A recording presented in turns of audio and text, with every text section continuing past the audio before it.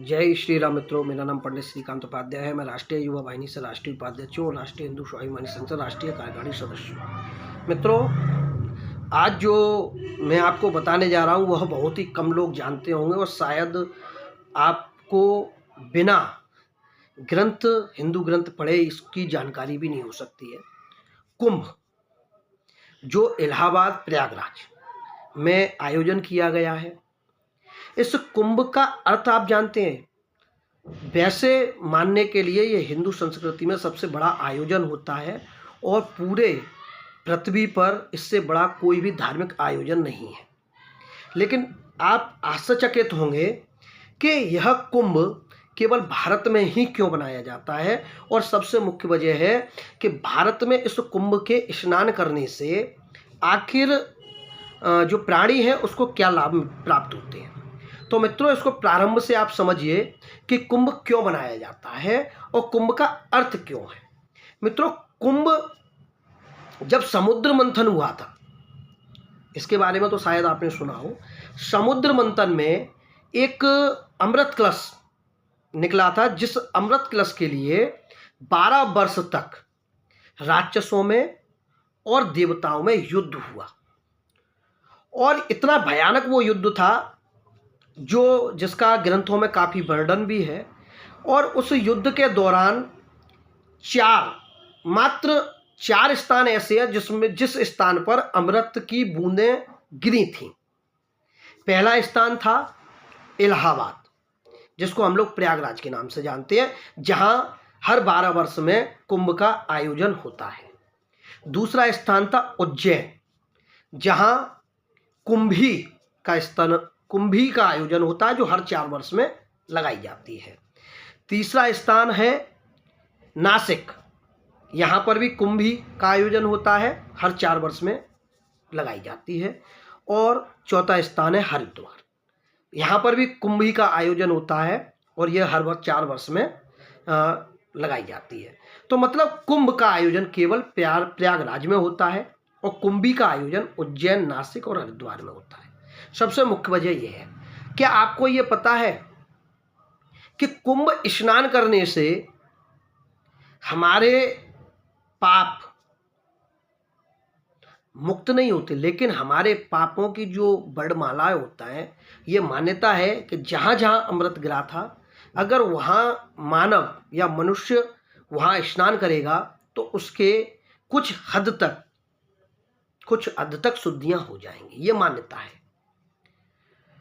ये नहीं है कि कोई आप किसी का जीव हत्या कर दीजिए और जाकर आप गंगा जी में नहा लीजिए तो वो पाप मुक्त हो जाएगा, नहीं होगा। क्योंकि जानबूझकर हुए गलत पाप कोई गंगा नहीं धो सकते। अनजाने में हुए जो आपके पाप हैं उनसे मुक्ति प्राप्त होती है।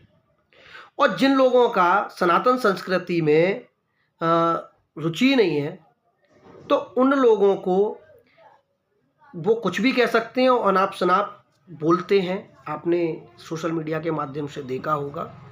तो मित्रों, इस बार जो हमारी पीढ़ी देख रही है, जो सनातन संस्कृति मानने वाले हैं, आपको शायद ये आश्चर्यचकित लगेगा, लेकिन ये आपने सोशल मीडिया पे देखा होगा कि 144 वर्ष में महाकुंभ का आयोजन होता है, जो 2 पीढ़ियां समाप्त होने के बाद लगाया जाता है। और यह 144 वर्ष का जो नक्षत्र है, यह वही नक्षत्र है जिस नक्षत्र में समुद्र मंथन हुआ था।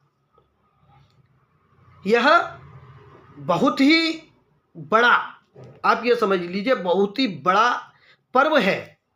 यह जिस लोगों ने, जिन देवताओं ने या जिन राक्षसों ने यह दृश्य देखा था, वह आप ये समझ लीजिए कि वह उनके द्वारा देखा हुआ दृश्य और उन्होंने जो भी उस समय पुण्य कमाया था, वो इस समय गंगा जी के स्नान करने से आपको उतना ही पुण्य प्राप्त होता है।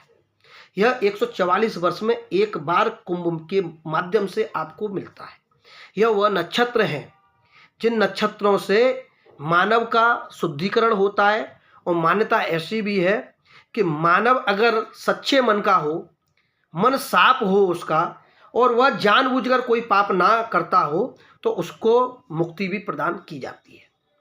लेकिन जो लोग पाप करते हैं तो उनको तो कुछ है नहीं। और ऐसी बात नहीं है, पूर्व में भी राक्षस थे जो सनातन संस्कृति का विरोध करते थे, आज भी राक्षस हैं जो सनातन संस्कृति का विरोध करते हैं। तो विरोध करने वालों की कमी ना तब थी ना अब थी। तब भी देवता जो थे उन्होंने भी काफ़ी मंथन किया, आज हम सब लोग मंथन कर रहे हैं।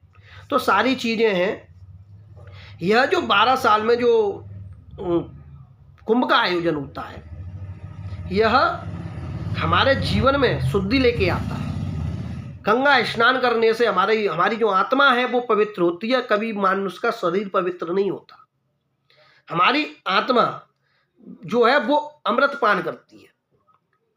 अब आपके मन में अगर गलत विचारधारा है, आप अगर अपने परिवार के जो माता पिता हैं उनको आप नहीं देखते और आप जाके कुंभ का स्नान करेंगे तो आपकी आत्माएं शुद्ध नहीं होंगी, क्योंकि आप जानबूझकर पाप कर रहे हैं। और जो लोग जानबूझकर पाप करते हैं उनको कभी भी उनकी आत्माएं शुद्ध नहीं होती। और सबसे बड़ी बात मैं आपको बताऊं, जो कुंभ का अर्थ नहीं जानते वह बिल्कुल ये समझ लीजिए, जैसे बहुत से लोग कहते हैं कि कटौती में गंगा और इसी प्रकार मन चंगा तो कटौती में गंगा।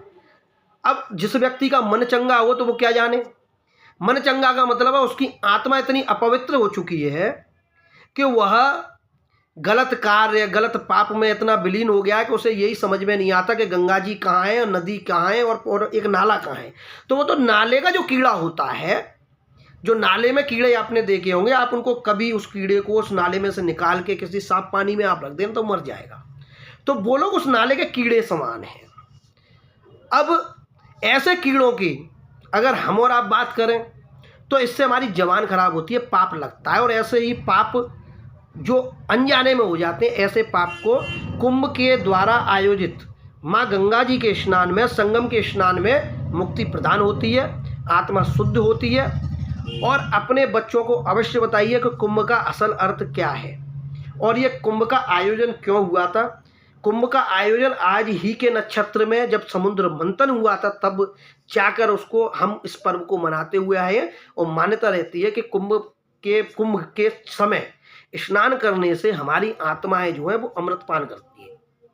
बहुत से लोग इसको कहते हैं कि ये झूठी बनावटी बातें हैं, तो उन लोगों को सोचने की आवश्यकता है कि मात्र एक हनुमान चालीसा में, हमारी श्रद्धा है हनुमान जी में, और हनुमान चालीसा में लिखे हुए शब्द ये वो बताते हैं कि ऊपर सूरज और नीचे पृथ्वी की दूरी कहाँ है।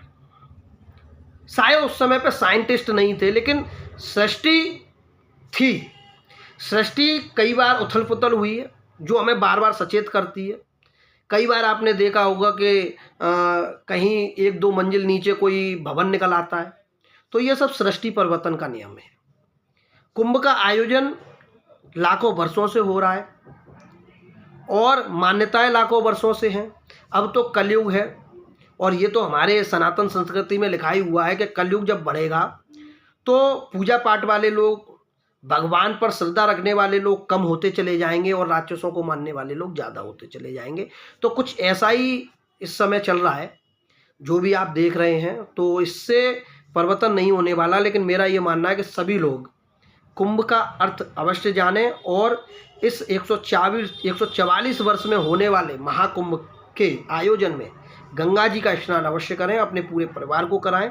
और अगर ना हो सके तो घर में से एक व्यक्ति जाए, स्नान करके आए, माँ गंगा जी को अपने कलश में लेके आए, अपने घर को पवित्र करें, अपने बच्चों को पवित्र करें, सभी लोगों को पवित्र करें और सभी लोगों को स्पष्ट इस मुख्य आयोजन में अपनी पूरी भागीदारी निभाए और अमृत पान करें। जय श्री राम, जय भारत।